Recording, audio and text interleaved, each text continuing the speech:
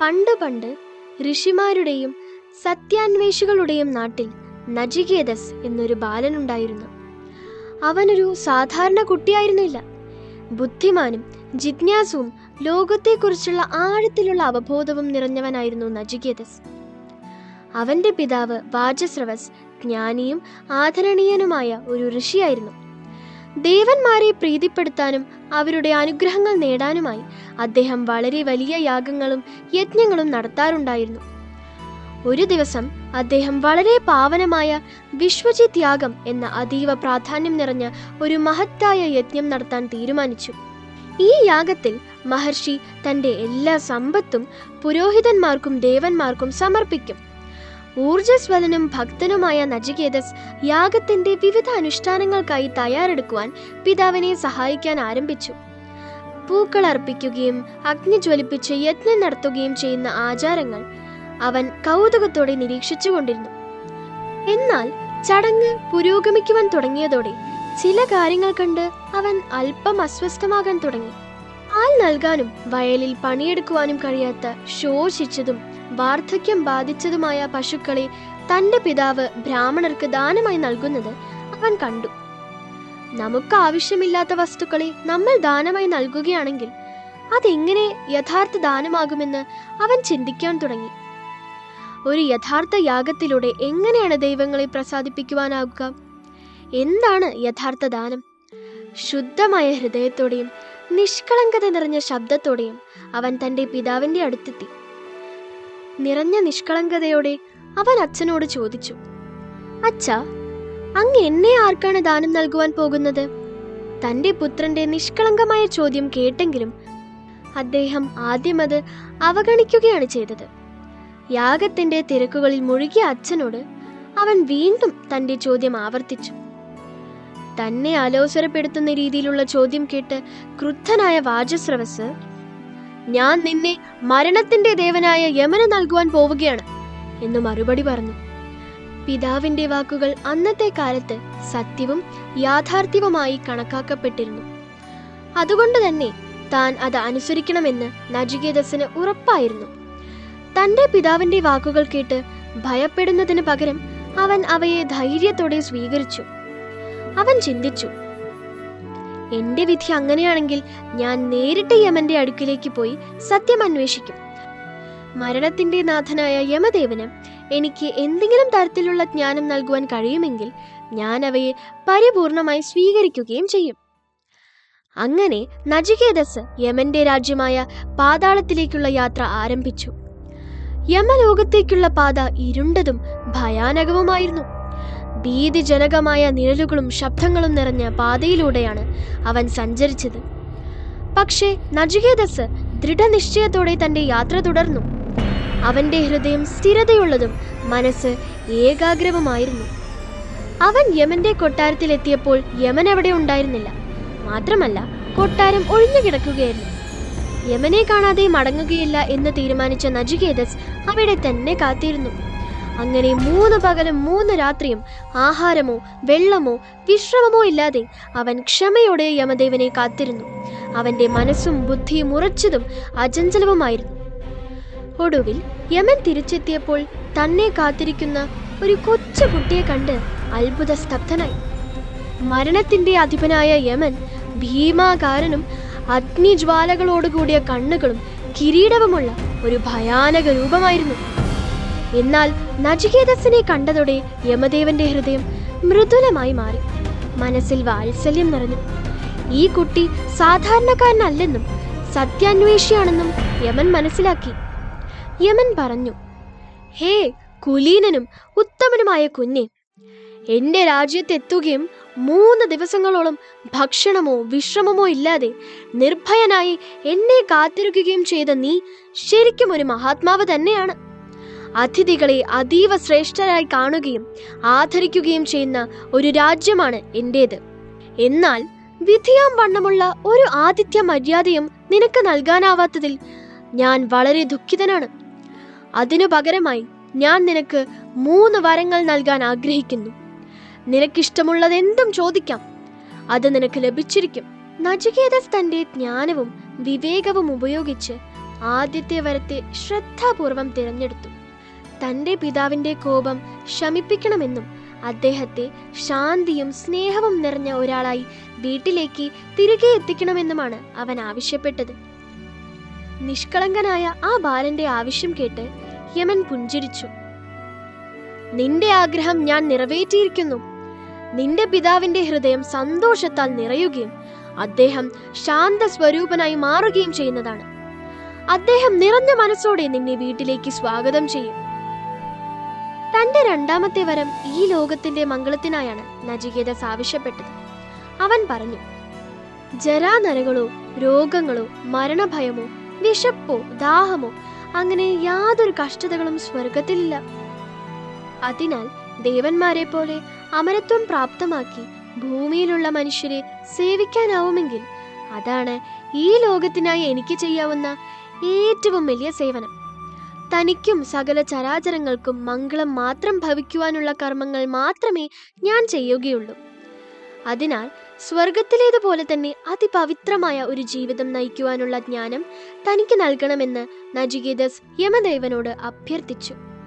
വിവേകിയായ ആ ബാലന്റെ അഭ്യർത്ഥനയിൽ പ്രസന്നനായ യമദേവൻ സുഖവും സമൃദ്ധിയും സർവോപരി പവിത്രതയും നിറഞ്ഞ ഒരു ജീവിതം നയിക്കുവാൻ ആവശ്യമായ ഗുണങ്ങളും ശക്തികളും എന്തെല്ലാമാണെന്ന് അവന് വിധിയാവണ്ണം പറഞ്ഞുകൊടുത്തു. ബുദ്ധിമാനായ നചികേതസ് യമദേവന്റെ വാക്കുകളെ അതീവ ശ്രദ്ധയോടെ ശ്രവിക്കുകയും അവയെ പരിപൂർണമായി ഗ്രഹിക്കുകയും ചെയ്തു. അടുത്തതായി മൂന്നാമത്തെ വരം ചോദിക്കേണ്ട സമയമെത്തി. അചഞ്ചലമായ മനസ്സോടെയും ശക്തമായ ദൃഷ്ടിയോടെയും നചികേതസ് യമദേവനെ നോക്കി ചോദിച്ചു. മരണത്തിന്റെ നാഥനായ ധർമ്മരാജൻ യുഗങ്ങളായി മനുഷ്യരാശിയെ മുഴുവൻ ആശയക്കുഴപ്പത്തിലാക്കിയ ഈ ചോദ്യത്തിനുള്ള മറുപടിയാണ് എനിക്കിനി അങ്ങയുടെ വരമായി വേണ്ടത്. മരണം എന്നാൽ എന്താണ്? മരണശേഷം എന്താണ് സംഭവിക്കുന്നത്? ഈ ലോകത്തിനുമപ്പുറം ഒരു ജീവിതമുണ്ടോ? മനുഷ്യനെ നയിക്കുന്ന ശക്തി എന്താണ്? ജനന മരണത്തിന്റെയും അമരത്വത്തിന്റെയും ആ നിഗൂഢമായ ജ്ഞാനം ദയവായി എനിക്ക് പകർന്നു തന്നാലും. പ്രതീക്ഷിതമായ ഈ ചോദ്യം യമദേവനിൽ ഒരേ സമയം ആശ്ചര്യവും നടുക്കവും ഉണ്ടാക്കി. അദ്ദേഹം പറഞ്ഞു, മകനെ, അത് വളരെ നിഗൂഢമായ ഒരു രഹസ്യമാണ്. അത് മനസ്സിലാക്കാനുള്ള പ്രായമോ പക്വതയോ നിനക്കില്ല. മാത്രമല്ല, ദേവന്മാർക്ക് പോലും ഇതുവരെ ഈ രഹസ്യം മനസ്സിലാക്കുവാൻ കഴിഞ്ഞിട്ടില്ല. അതിനാൽ ഇതിനു പകരം നിനക്ക് മറ്റെന്തെങ്കിലും വരം ചോദിക്കാവുന്നതാണ്. ഭൂമിയിലുള്ള മുഴുവൻ സമ്പത്തോ ശക്തിയോ സൗഭാഗ്യങ്ങളോ രാജ്യഭാഗ്യമോ അല്ലെങ്കിൽ നൂറ്റാണ്ടുകളോളം നിലനിൽക്കുന്ന ആയുസ് പോലും ഞാൻ നിനക്ക് ഇതിനു പകരമായി നൽകാം. പക്ഷേ ഈ ജ്ഞാനം നിനക്ക് നൽകാൻ സാധ്യമല്ല. എന്നാൽ നചികേതസ് തന്റെ ആവശ്യത്തിൽ ഉറച്ചു നിന്നു. അവൻ പറഞ്ഞു, മൃത്യുദേവ, സമ്പത്ത്, ശക്തി, രാജ്യങ്ങൾ എന്തിന്? ദീർഘായുസ് പോലും താൽക്കാലികമാണ്. അവ അസ്തമയ സൂര്യനെ പോലെ കാലക്രമേണ ഇല്ലാതാകുക തന്നെ ചെയ്യും. പക്ഷേ ആത്മജ്ഞാനം യഥാർത്ഥവും ഒരിക്കലും മങ്ങാത്ത പ്രകാശവുമാണ്. അതിനാൽ ദയവായി എനിക്ക് ആത്മജ്ഞാനം പകർന്നു തന്നാലും ആ രഹസ്യം എന്നെ പഠിപ്പിച്ചാലും പ്രഭു. നചികേതസിന്റെ ദൃഢനിശ്ചയവും പരിശുദ്ധവുമായ മനസ്സും തിരിച്ചറിഞ്ഞ യമദേവൻ അവന്റെ നിഷ്കളങ്കമായ കണ്ണുകളിലേക്ക് നോക്കി. പ്രപഞ്ച സത്യത്തെ തിരിച്ചറിയുവാനുള്ള ജ്വലിക്കുന്ന ആഗ്രഹമായിരുന്നു ആ കണ്ണുകളിൽ നിറഞ്ഞു നിന്നിരുന്നത്. യമൻ ഇങ്ങനെ ചിന്തിച്ചു, ഈ ബാലൻ മഹാനാണ്. അവന്റെ ഹൃദയം ശുദ്ധിയുള്ളതും ബുദ്ധിശ്രേഷ്ഠവുമാണ്. ഈ മഹത്തായ ജ്ഞാനം ഇവൻ ലോക നന്മയ്ക്കായി മാത്രം ഉപയോഗിക്കുകയും അതിലൂടെ മഹത്തായ കാര്യങ്ങൾ ചെയ്യുകയും ചെയ്യും. അനേകം യുഗങ്ങളിൽ ഒരിക്കൽ മാത്രമാണ് ഇത്രയും ശ്രേഷ്ഠനും ജ്ഞാനിയുമായ ഒരാത്മാവ് തന്റെ അടുക്കൽ പരമോന്നത ജ്ഞാനം സ്വീകരിക്കാനായി എത്തുന്നത്. അതിനാൽ ഇവനെ നിരാശനാക്കി തിരിച്ചയച്ചുകൂടാ. അങ്ങനെ യമൻ നചികേതസിന് ആത്മജ്ഞാനം നൽകാൻ തീരുമാനിച്ചു. സൗമ്യവും ശക്തവുമായ ശബ്ദത്തിലൂടെ പ്രപഞ്ചത്തിലെ പരമോന്നതമായ ജ്ഞാനം യമദേവൻ പകർന്നു നൽകുവാൻ തുടങ്ങി. യമനിൽ നിന്നും ഉതിരുന്ന ഓരോ വാക്കുകൾ കേൾക്കുന്നതിനുമായി നചികേതസ് ശ്രദ്ധയോടെ കാതോർത്തു നിന്നു. യമൻ പറഞ്ഞു, പുത്ര, ശ്രദ്ധയോടെ കേൾക്കൂ. ജീവിതത്തിന്റെയും മരണത്തിന്റെയും രഹസ്യം ഞാൻ നിനക്ക് വെളിപ്പെടുത്തി തരാൻ പോകുന്നു. മനുഷ്യ ശരീരം ഒരു രഥമാണ്. ആ രഥത്തെ ഉപയോഗിക്കുന്ന രാജാവ് അഥവാ സാരഥിയാണ് ആത്മാവ്. ജീവിതരഥത്തെ മുന്നോട്ട് നയിക്കുന്ന തേരാളിയാണ് മനസ്സ്. രഥത്തെ നയിക്കുന്ന കുതിരകളുടെ കടിഞ്ഞാൻ ബുദ്ധിയാണ്. ശരീരമാകുന്ന രഥത്തിലിരിക്കുന്ന ആത്മാവിന്റെ ആജ്ഞ അനുസരിച്ച് മനസ്സും ബുദ്ധിയും പ്രവർത്തിക്കുന്നു. അതിന്റെ പരിണിത ഫലങ്ങളായി ഇന്ദ്രിയങ്ങളിലൂടെ കർമ്മം ചെയ്യുന്നു. ഈ ശരീരം ജീവാത്മാവിന്റെ ഒരു ഉപകരണം മാത്രമാണ്. ആത്മാവിന് ജനനമോ മരണമോ ഇല്ല. കേവലം ശരീരം മാത്രമാണ് ജനിക്കുന്നതും മരിക്കുന്നതും. മരണമില്ലാത്ത ആത്മാവ് മരണസാധ്യതയുള്ള ശരീരങ്ങളെ മാറി മാറി ധരിക്കുന്നു. ഒരു ജന്മത്തിൽ നിന്നും മറ്റൊരു ജന്മത്തിലേക്ക് യാത്ര ചെയ്യുമ്പോൾ താൻ ചെയ്ത പാപപുണ്യങ്ങളുടെയും ഫലത്തെയും കൊണ്ടാണ് ആത്മാവ് യാത്രയാകുന്നത്.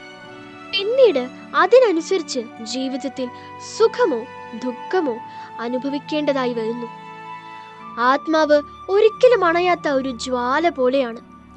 പുനർജന്മം എന്ന രഹസ്യം മനസ്സിലാകുമ്പോൾ മാത്രമേ ഇതിന്റെ കാര്യകാരണങ്ങളും പരസ്പര ബന്ധവും മനസ്സിലാകുകയുള്ളൂ. ഈ പ്രപഞ്ചത്തിൽ പ്രകൃതിക്കുപരിയായി സൂക്ഷ്മലോകവും അതിനുമുപരിയായി ബ്രഹ്മലോകവുമുണ്ട്. സുവർണ ചുവപ്പ് നിറഞ്ഞ ബ്രഹ്മലോകം ആത്മാക്കളുടെ മധുരമായ വാസസ്ഥാനമാണ്.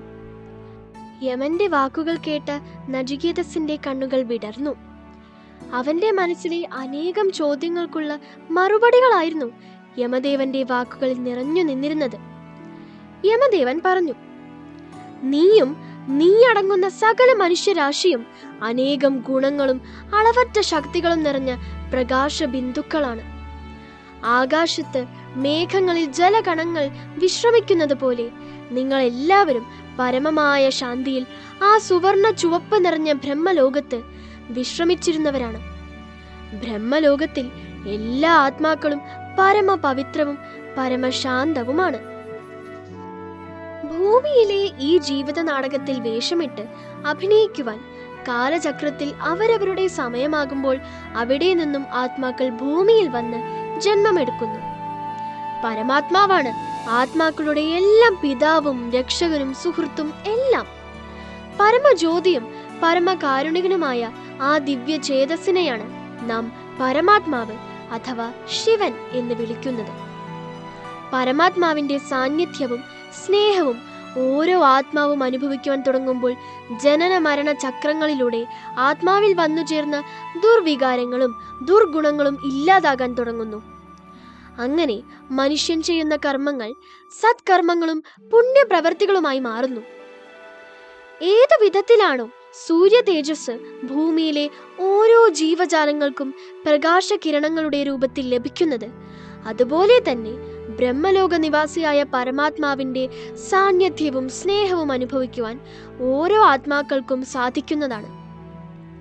ധ്യാനം എന്ന ലളിതമായ മാർഗത്തിലൂടെ ആർക്കു വേണമെങ്കിലും പരമാത്മാവുമായി ബന്ധം പുലർത്താവുന്നതും പരമാനന്ദം അനുഭവിക്കാവുന്നതുമാണ്. പരമാത്മാവിനെ മനസ്സാ സ്മരിക്കുന്ന ഈ ധ്യാനം അതിപുരാതനവും മഹത്തരവുമായ രാജയോഗ ധ്യാനം എന്നറിയപ്പെടുന്നു. ബ്രഹ്മ മഹത് തത്വത്തെക്കുറിച്ചുള്ള ജ്ഞാനം തിരിച്ചറിയുന്ന ആത്മാവ് ജ്ഞാനിയായി മാറുന്നു. മാത്രമല്ല, ജ്ഞാനിയായ ആത്മാവ് ഒരിക്കലും ആഗ്രഹങ്ങൾക്ക് പിറകെ പോകുന്നില്ല എന്ന് മാത്രമല്ല, ഭയത്തിൽ നിന്നും ചുറ്റുപാടുകളുടെ സമ്മർദ്ദത്തിൽ നിന്നും മുക്തനാവുകയും ചെയ്യുന്നു. പിന്നീട് ഒരിക്കലും ആത്മാവ് ആഗ്രഹങ്ങൾക്കും മിഥ്യാധാരണകൾക്കും വശംവദനാകുന്നില്ല. മറിച്ച് സദ്ഗുണങ്ങൾക്കും ശക്തികളുടെയും സാഗരനായ പരമാത്മാവിൽ നിന്നും അവയെല്ലാം സ്വീകരിച്ച് പരമമായ ആനന്ദം പ്രാപ്തമാക്കുന്നു.